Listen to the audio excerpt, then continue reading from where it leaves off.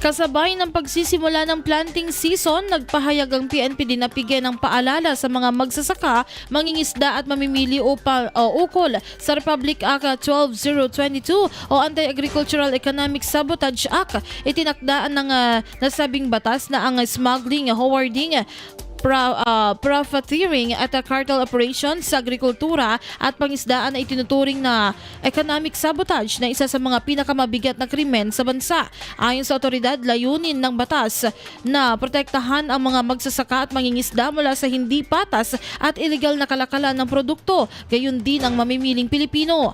Kabilang sa mga parusa sa paglabag ng life imprisonment o multa na umaabot hanggang 5 beses na halaga ng produkto.